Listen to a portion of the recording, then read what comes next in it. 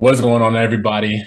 Welcome to another episode of the podcast. I'm your host, Oliver Powell, and some people call me LP. We're just going to stick to that for now. Now, here on this episode, I want to talk about a plethora of things, but I want to at least introduce our guest speaker. Today, I have none other than the man himself, Brennan Walker, probably the next real estate mogul here in the Dallas area. And this guy here, he's on a tear. And he's really doing some really big things in the real estate game. So I want him to hop on here and just share some game with you guys. My brother, Brennan, how are you doing? I'm doing well, man. How are you? Doing great, man. I'm living the dream. Can't Same complain. here. Can't Hey, complain. exactly. If we do complain, ain't nobody listening. It's all right. It's a fact. It make no difference. Right. Wouldn't make a difference either way. Right. But nah, man, I appreciate you just hopping on here with me. No And problem. it's I know you're a busy man. You're doing big things Yeah. now, bro. It's crazy to see, man. It's crazy to see, but it's a beautiful thing to see, though, nonetheless. Thank you. Thank you. Thank you. Um, Thank you. so, for starters, I know as of right now, real estate is kind of one of those things I think that a lot of people want to just hop into and just Exactly. do. Yeah. But before we really hop into that piece of it, I want to see, how did you get started in the real estate and why did you choose this path for yourself? Yeah, for sure. I mean, my path, of course, everybody's path is different. Everybody's path is unique. I like to say we all come from different cuts of cloth and whatnot, but I wanted to get into architecture. That was my initial goal.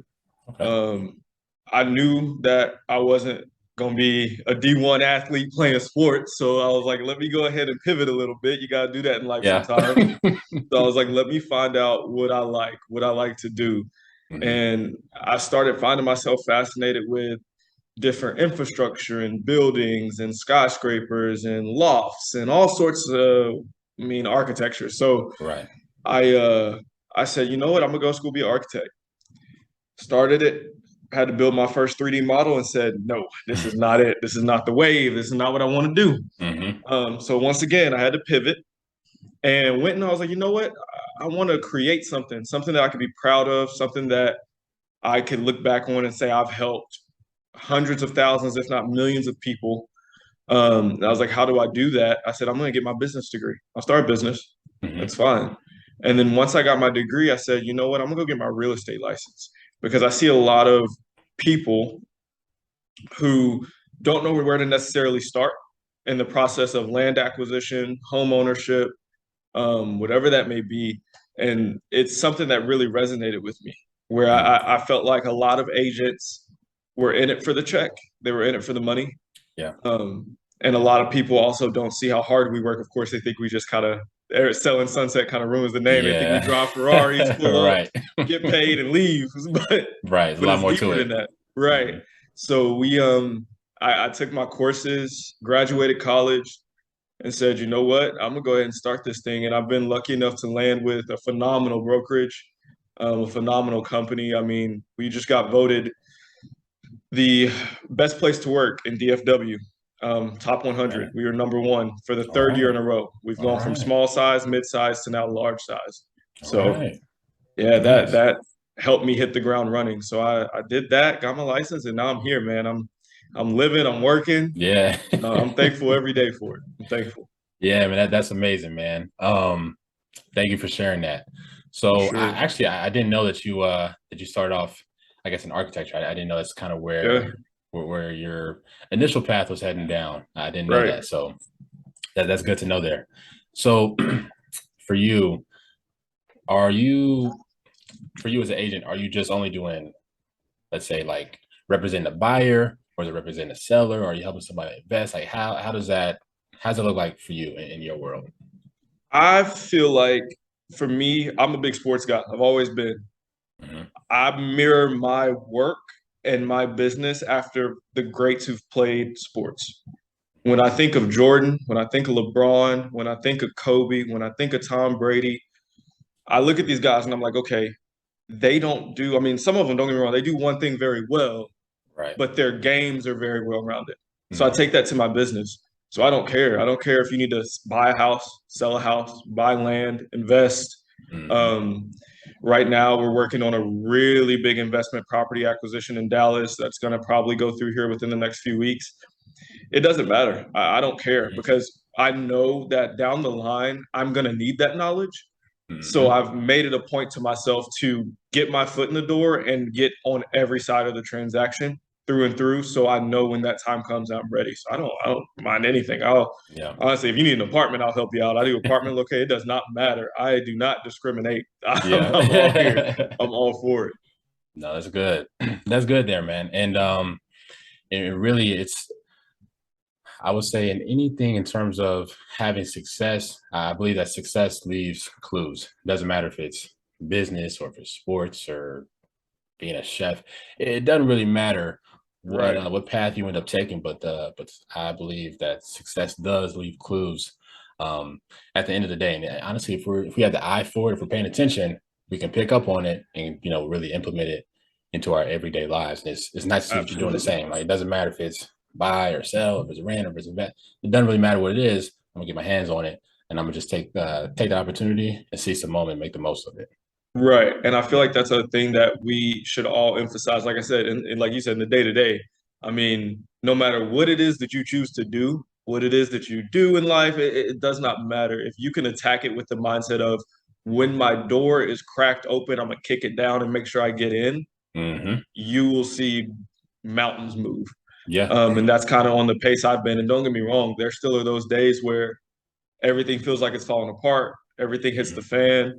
But I always tell even agents coming in, when you feel that, that's usually when there's about to be a breakthrough. If you could just keep pushing, just a Right. little bit harder. Mhm. So yeah, that's big. Mhm. So let me ask you this, because obviously I know you personally, and with just seeing how you attack truly everything it is that you do, but especially when we're talking about the real estate game, having that mama mentality, the killer mindset. Hey, look, I have an opportunity. Doesn't matter if the seam in the door is just barely open. I'm Right. busting that door open. I'm gonna make the most of it. Where for you? Where does that mindset come from? You know, I didn't always have it.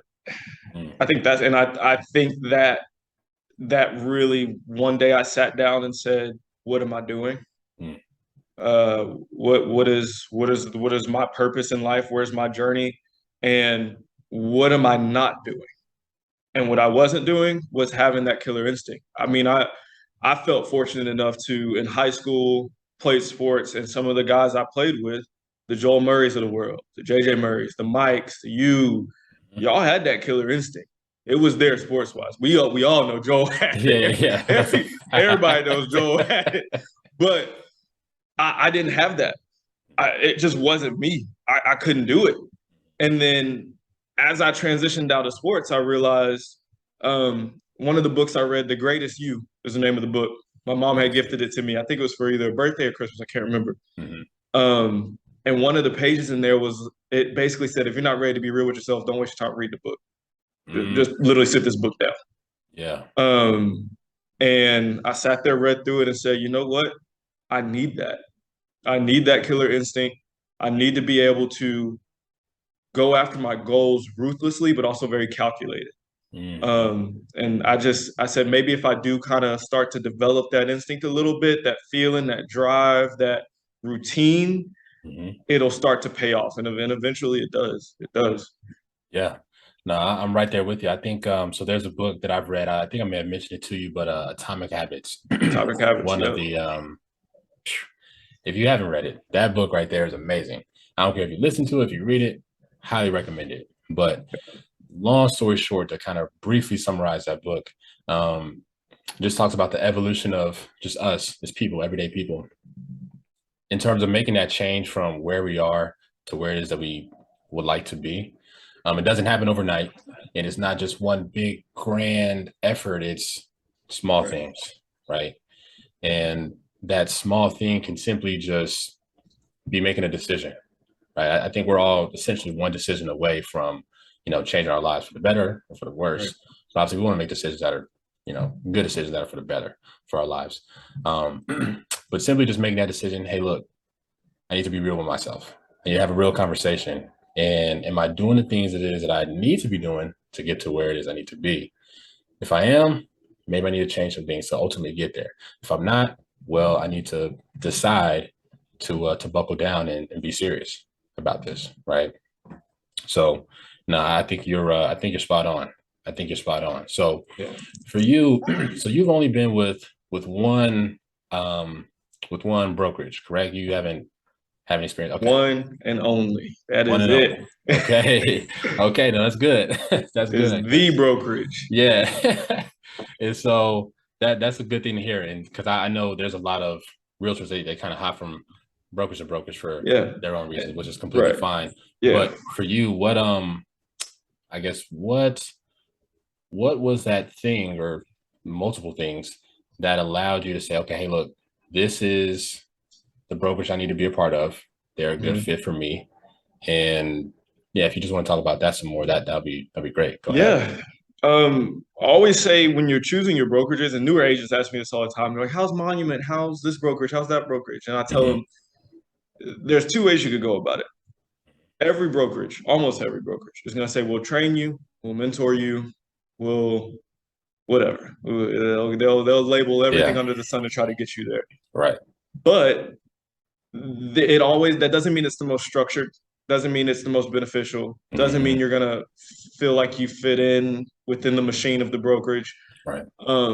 And I was a day away from joining a very popular brokerage in DFW, and my buddy called me Silver. He actually went to school with us as well, Okay. and he said, "Hey, I'm with this brokerage called Monument. It's amazing, man. If you're a new agent, the training is second to none. Like there is no brokerage like this right now. There isn't Right. one." So I said, "Okay, sure, I'll think about it." Did Hmm. my interview, and you learn that we don't take every agent. So brokerages just assume agents. It's money, right? Yeah. Yeah. It's like, all right, come on, join. Yeah, you'll make some money for us. Come on in. Right. Monument does not do that. Mm. You get interviewed twice. You get a group interview, a singular interview, and then you Hmm. may get interviewed again Mm. to see if you're a good fit. And the reason that is because one, we're the official brokerage of the Cowboys, but two, they don't just want people who are going to come in here and sit on their hands. And Yeah. that's what stood out to me because I didn't want that. Mm. I wanted a brokerage that was going to align with my beliefs and goals, which is I don't only want to be, top producing or top agent. I want to be the best agent I could ever possibly imagine. Like I want to exceed my own expectations of where I was going to be. Right. And they've helped me do that from there. They've kept their word. I've kept my word. Hmm. But as a newer agent, it was the training and development. Our program, it's called the SEALs program for a reason. Yeah.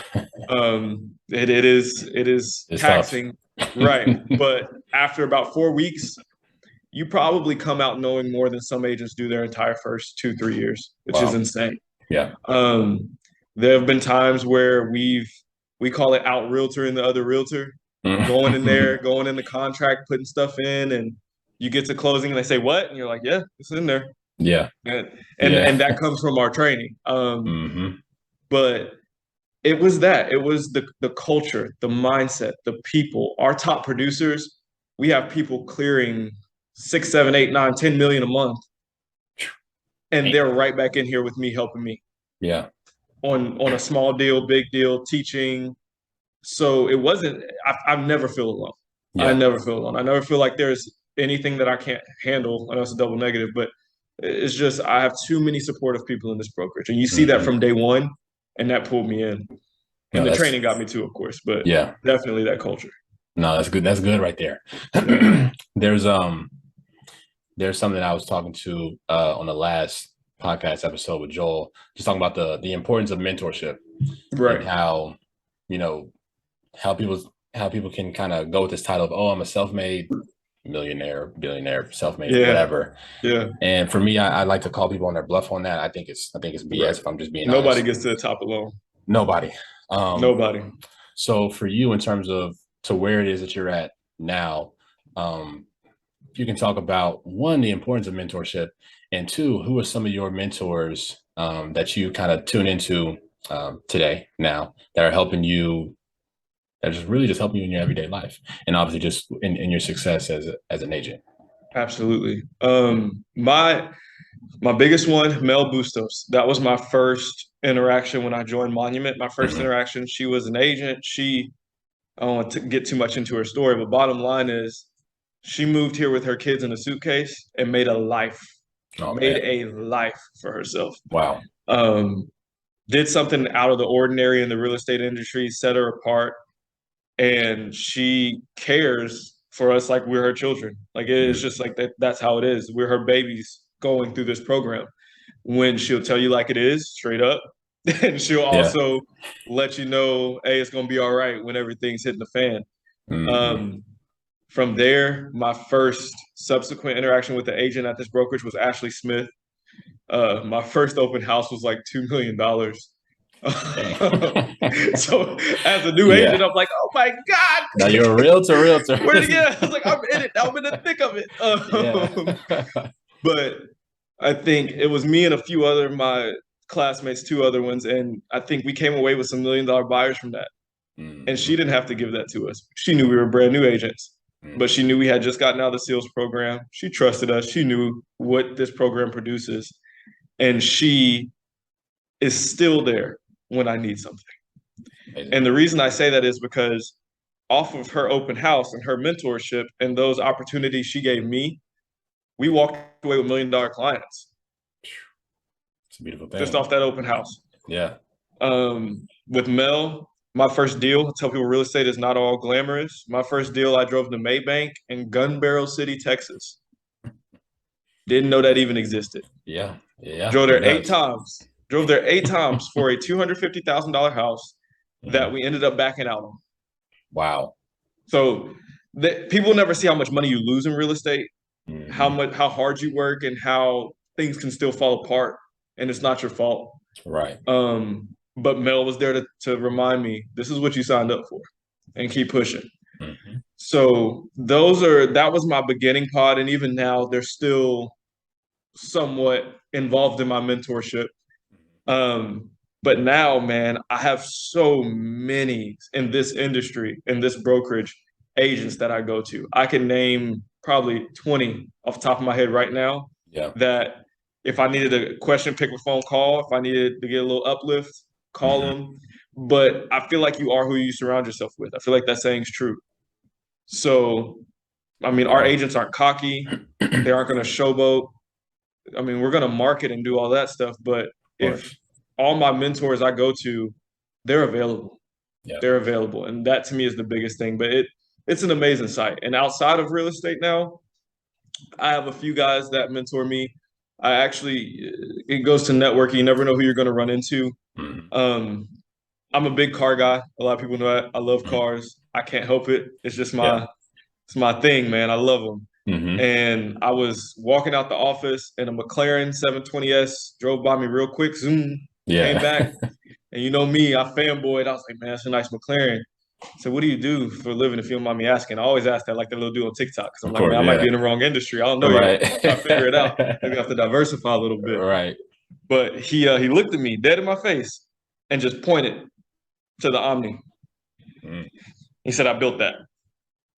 I said, okay, enough All right. said. Got Understood. it. Gave him my card, went out for drinks. He built the Omni. I think he had a development with 12 the condos up here.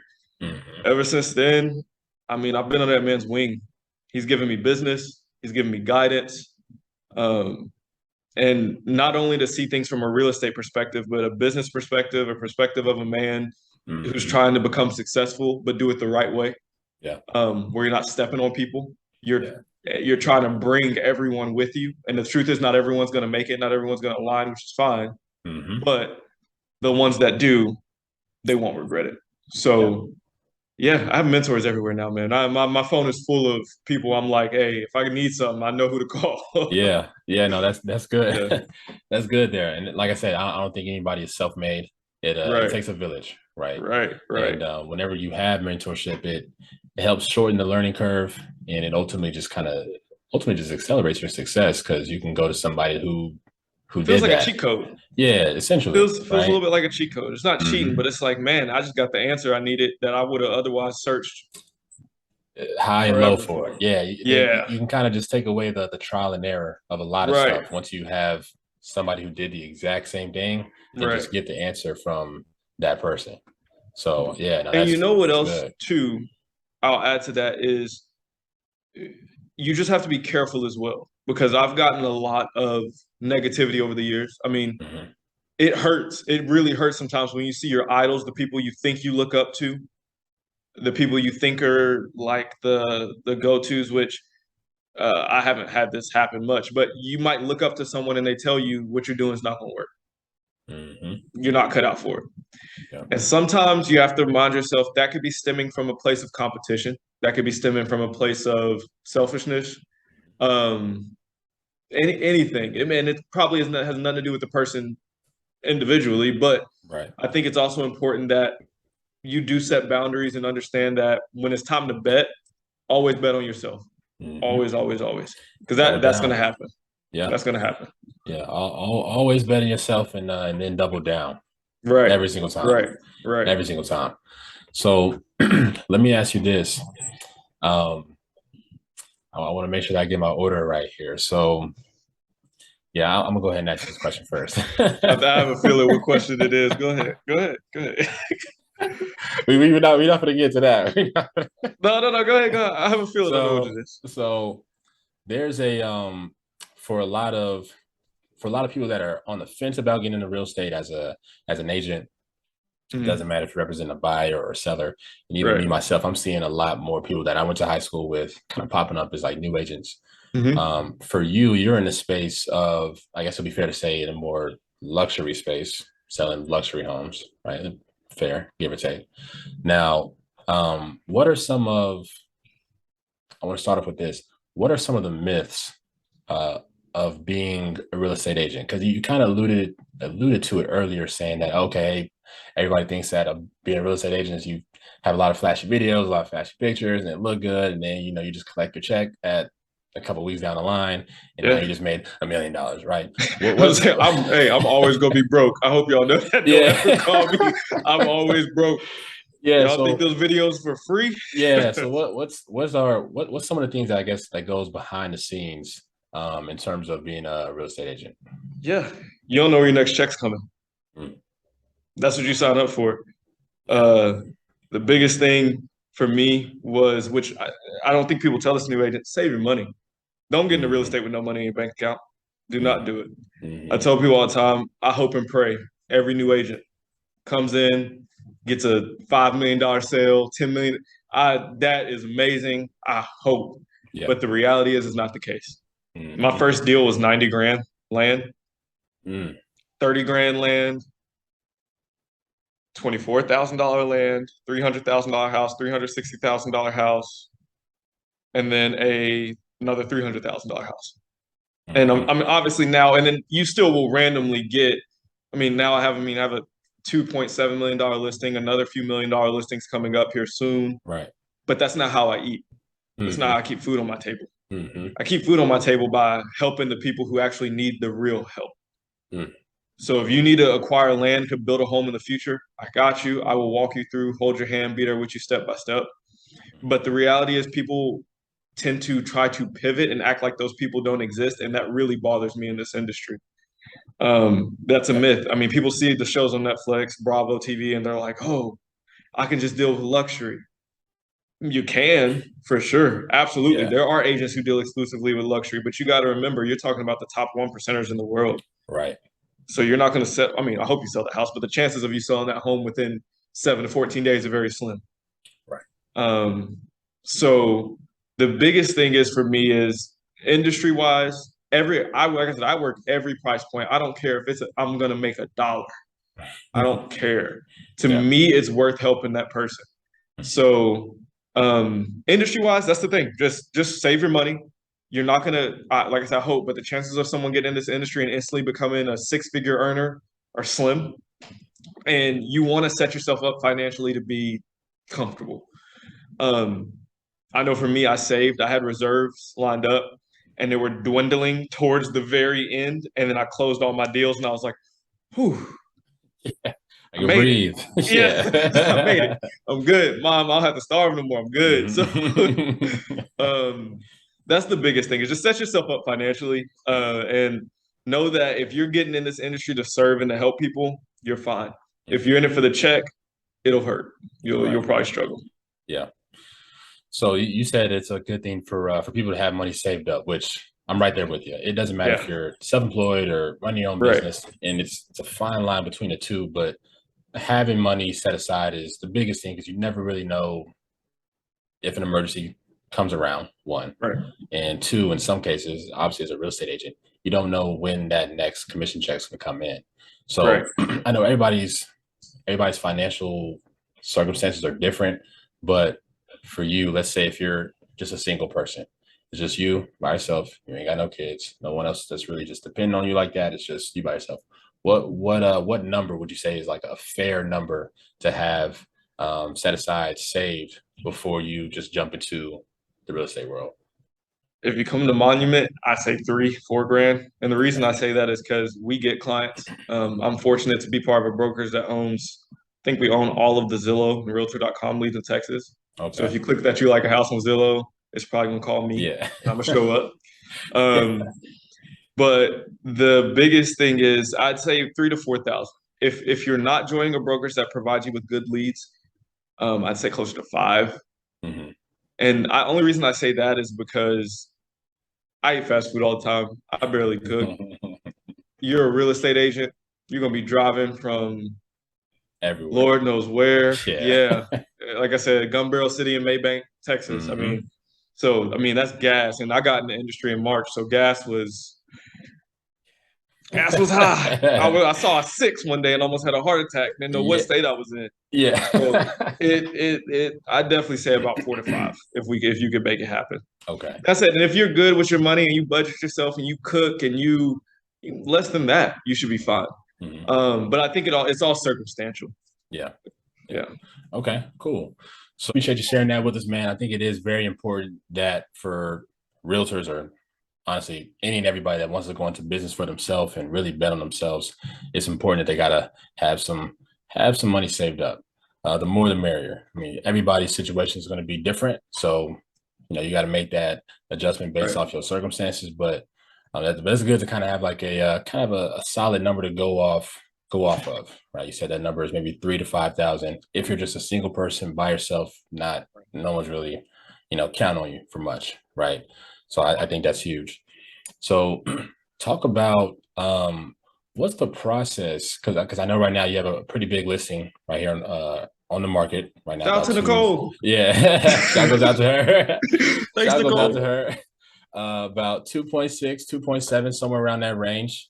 Um, that's on the market right now. What's I guess what's the process of selling a home? I think a lot of people they kind of get a little bit of an idea when you're representing the buyer, but in this Mhm. case, you're representing the seller, right? So if there is a difference, can you talk about that and just what does that look like for you when you're in trying to get a house off of your client's hands? Absolutely. I mean, you speak to different agents and you're going to hear different answers. Sure. I had someone ask me the other day, would I rather be a buyer's agent or a seller's agent? Mhm. Once again, I don't care which one. I'm helping anyone, everyone I can that comes to me, and that I find. But market has a lot to do with that as well. Yeah. Bigger listings, you already know they're probably going to sit because, like I said earlier, you're talking about top 1%, top 2% population that's going to be able to buy a All $3 right. million, $4 or $5 million house, whatever. Mhm. Um, but when you're selling a home, you really want to bring the same value you bring to your buyers. With buyers, it's a little bit easier just because if they're a first time home buyer and you've been through this process 30 times, you know what to Yeah. expect and you're really good at communicating. So you know how to kind of relay that over to your buyers. With sellers, especially at higher price points, this is probably not their first rodeo. Yeah. You're probably not the first person they've ever met or known to buy and sell homes. A lot of them may think they know more than you do, even though you're living it every day and working in it. Right. Um, with my clients in this situation, I just try to bring as much value as I can. And once again, that piggybacks off of my monument agents, Nick, um, Jen Brandt, Rebecca Lee, some of our agents who are top agents. I went to them, Wayne Bartley, and was like, hey, I have this coming up because on a $3 million house, you can't really just run comps when it's that kind Yeah. of unique. I mean, Yeah. someone dumps that much money into a house, does all this imported marble from Italy, and Hmm. it's hard to comp. So little things like that where Wayne said, little tidbits, get it appraised. Get it appraised. Let them know, hey, you're probably not going to get this number, but at least we have a good basis of what to work off of. Right. But on the selling side, you have to I feel like sometimes you have to do a little bit more in this market. Hmm. Me, I'm going door knocking in the neighborhood, handing out luxury flyers. Hey, your neighbor's home for sale. If you know anyone that's been wanting to move into the area, this is a gem. It's Okay. beautiful. Um, I mean, little things, sitting at bars and kind of working and networking and Yeah. literally going, hey, if you know anybody that needs to buy a house, talking to the bartender, hey, look, I have Yeah. one here listed. If you bring them to me, I'll take care of you. So, Hmm. um, little things like that. But just on the seller's agent side, I feel like people get stuck in, I'm going to wait for things to come to me. And last March, you could probably do that at the beginning of last year because the Yeah. market was crazy. You Of could sit there course. and say, here's my house, I'm listing it, I'm not fixing a dang thing about it. Hmm. And whoever gives me the most amount of money wins. Right. Like, but now buyers have a little bit more to choose from. Interest rates are going up. Hmm. So now it's a little bit more strategic in our approach where we're having to do a little bit more. Right. So I don't think I think that it's good for me. I do a lot of social media marketing for my listings. I do a lot of marketing in general, Yeah. but I don't think traditional methods should just die either. Mm. So knocking on doors to me does not bother me.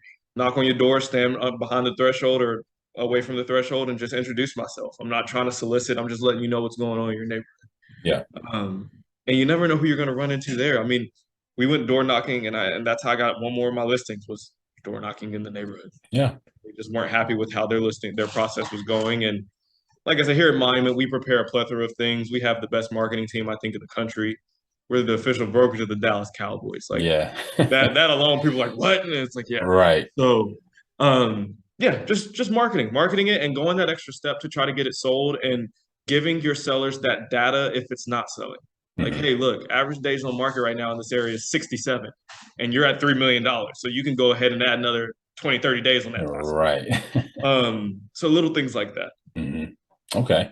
And I think what you said in that was very key is that a lot of sellers agents, or maybe just agents in general, but specifically just sellers agents, they have a big listing and I think they can just kind of sit back and let things come to them, which Right. obviously, as we know, that's the furthest thing from the truth. Rather, if you're in real estate, mortgages, it doesn't matter what industry you're in, there's going to be some work, and it's an everyday process, right? For you as an agent, listing up or no listing up, either or, what does your everyday process look like? Uh, Man, my everyday, I'm fortunate enough. Again, we have a class on time blocking that I took from an agent here named Cody Lowe, and that really changed my structure on days because as an agent, it can be hard, right? You don't have a listing, you wake up and you're like, what do I do? You don't have Yeah. a buyer, you wake up and you're like, what do I do? Hmm. If you do that, you'll never have one, Right. or you Yeah. might, but when you get them, you might fumble them because you don't know how to manage your time. Exactly. Um, every morning I wake up around 5. People see that on my Instagram. I always try to be a little bit more motivational and let people know, like, hey, it's okay to get up early. But I also tell people that doesn't mean I'm like running a marathon at 5 a.m. That is Yeah. not what that means. It means Not doing all that. my eyes opened in my bed and I Right. posted on Instagram at 5 a.m. that I'm now awake. Mhm. That's all that means. Yeah. So I'll get up at 5, make breakfast, feed my dog, go to the gym. After the gym, I typically go ahead and start my real estate day. Hmm. Um, I usually get started around 8. My me time is in the car. I love being in the car. Yeah. Podcast and music is like my brain is going. Everyone always asks me like, how do you edit your videos like this? The music is on my Spotify playlist. Yeah. And I had a vision for the house that I saw in Right. MLS, and that's how I got Right. edited. So you have stuff like that, and then I try to come to the office as much as I can. Mhm. There are days where I can't. I mean, obviously, if I have buyers, if I have sellers, consultations, whatever it is, you just kind of structure your days around that. But I do it by day. Monday's called FU Monday. That's follow up Monday. Okay. So I was just yeah, saying, yeah, not FU, elaborate. not that FU, but yeah, Gotcha. follow up. Gotcha. So any of my buyers, any of my sellers that we need a recap or something like that, that's typically my Monday. And usually I try to stay home on that day, Mhm. get my life organized really well, unless I have showings and things of that nature. Right. Tuesday's tour Tuesday.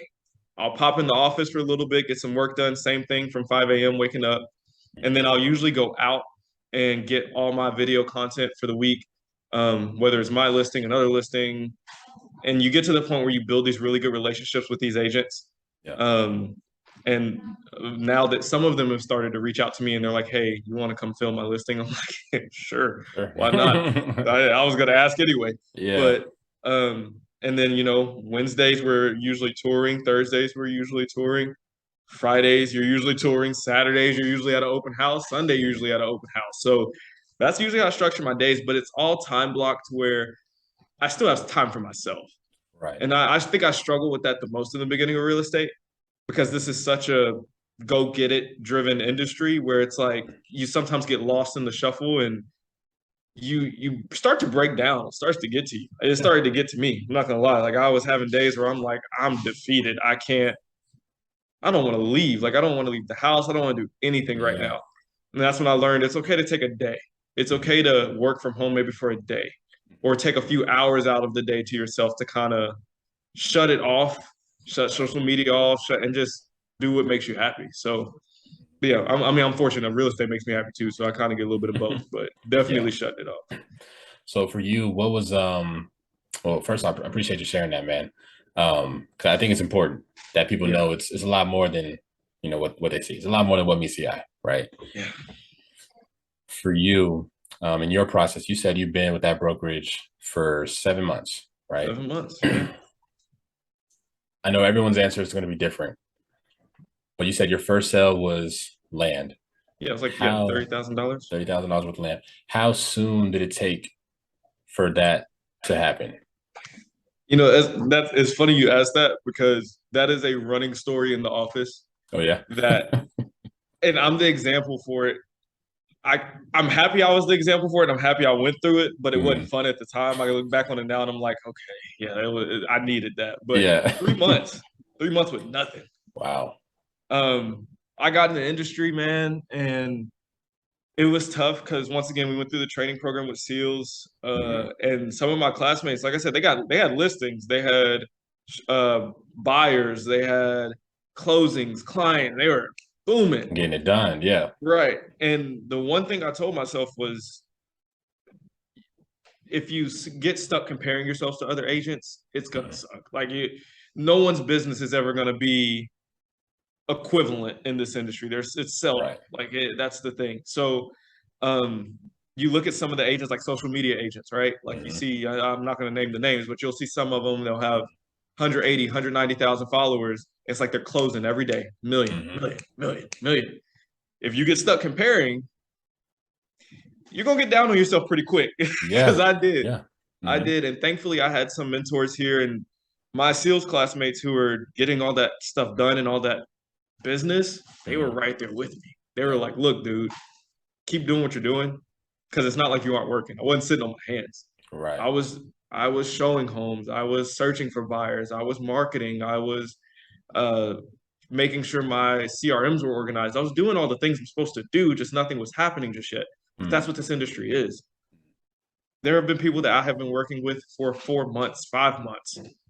I mean, if you're expecting this to be you get paid bi-weekly or you get paid every week, that might not be the industry for you, right? But those 3 months I had nothing. And then I think one weekend, I think it was 3 or 4, I went under contract for. It was like a house, land, and maybe I can't remember. It was a condo. Okay.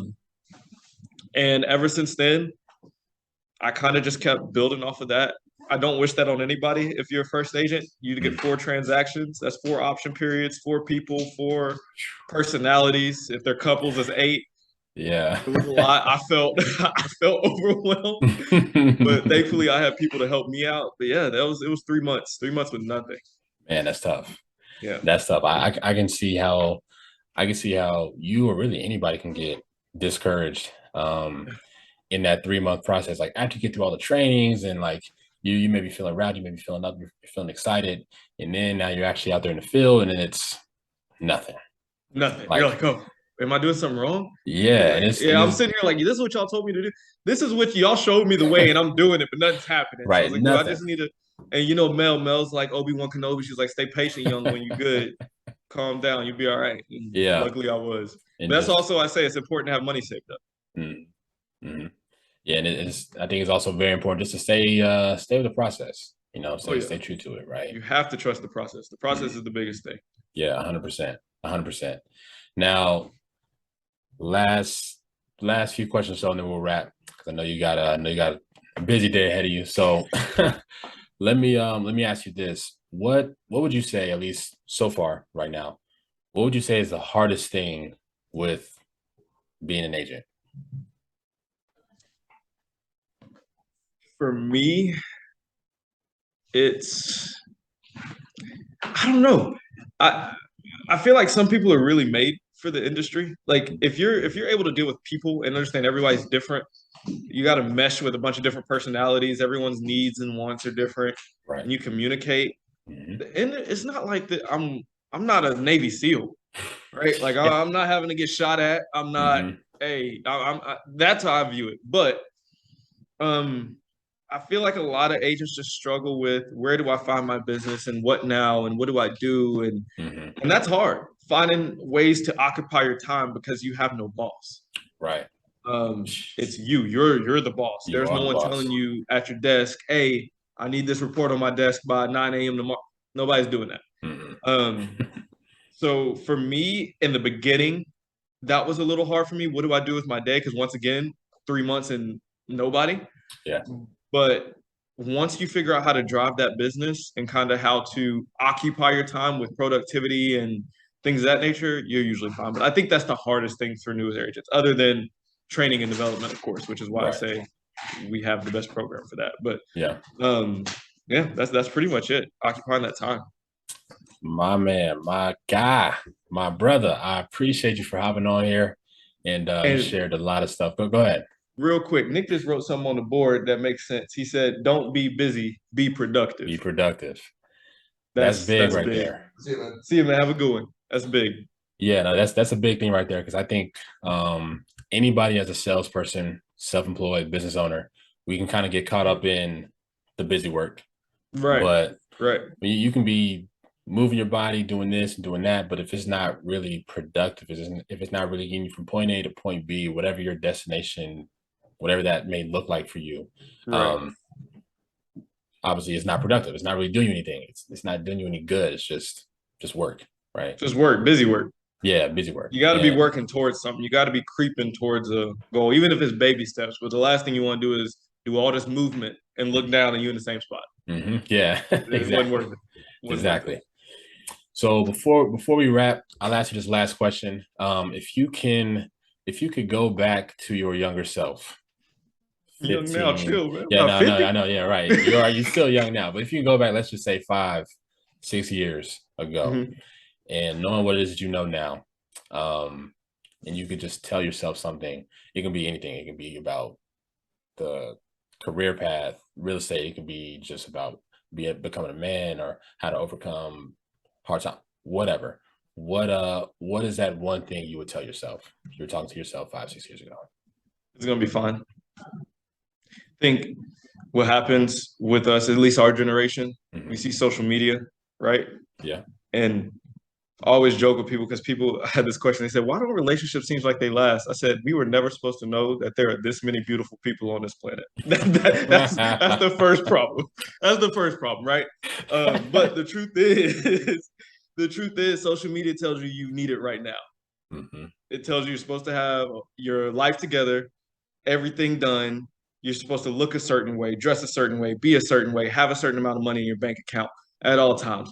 When the reality is, at one point, if you were in college, we was all college kids eating noodles every night. Like that's us. That's That's facts. us. And everybody has their own internal struggles. We don't see that. Social media's highlights. And I got caught up in that. Hmm. I mean, I'm seeing people and I'm like, man, am I behind? Like, Yeah. what am I doing wrong? Like, what is going on? And I would tell my younger self, it's gonna be fine. Mm. Because if you bet on yourself, you know the work, the capabilities, you know yourself better than anyone else. Of course. So I would just tell my younger self, it's gonna be good. You'll be all right. That doesn't mean you're not gonna have to pivot. That doesn't mean you're not gonna hit roadblocks. That doesn't mean you're not gonna hit hardship. Like, don't get me wrong. That's Yeah. life. I've experienced loss. I mean, like I said, and, I lost my sister last October. That Mm. hurt. Yeah. Unexpectedly. I mean, I've experienced loss in real estate. There have been deals that fell through. Nothing's worse than expecting to get paid like 30, 40, 20 grand and then Fall through. terminating. Yeah. Yeah, that hurts. That really hurts. Now, I always tell people, don't go buy that Benz until that money is So it's deposited in your there. account. Till it's actually there. But like I said, that doesn't mean life's gonna be easy. But Mm. at the end of the day, everything works out if you're betting on yourself and you're dedicated to the cause. Yeah. Man, Brennan, my brother, I appreciate you for hopping on here for me. For sure. This Anytime, is, anytime, man. yeah, no, this was a great session. And obviously, you know, you and I, we talk all the time, just For sure. weekly. Now you gotta get over here now. Yeah, We gotta yeah, get man. you Just in the let me know. office. Hey, Just let me we're know, good. man.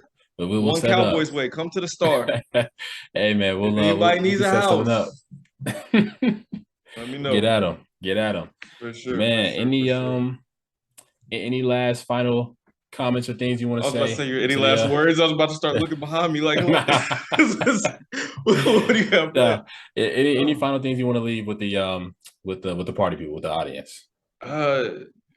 Whatever it is that you're doing, keep doing it. I mean, if nobody believes in you, I do. If I don't know you, I'll get to know you and I'll believe in you. Just keep pushing. My man, word. Appreciate you, man. Look, we For sure. I'm gonna talk to you more offline. We gotta make some shit. I gotta get over there. Hop on y'all stuff here pretty soon. Just like Hey, we're gonna live. we're We'll gonna get you set some that pictures up. with Dak. Oh no, for sure. For Yeah, we sure. got you. Yeah, make that happen. For But sure. For my sure. God, my brother, I appreciate you again for hopping on here with me. Anytime, And man. we're gonna talk some more here in the very near future. But in the meantime, man, I hope you have a great rest of your day and just keep killing it. Keep doing your thing. Hey, man, you too. You too, for sure. Appreciate you, man. No problem.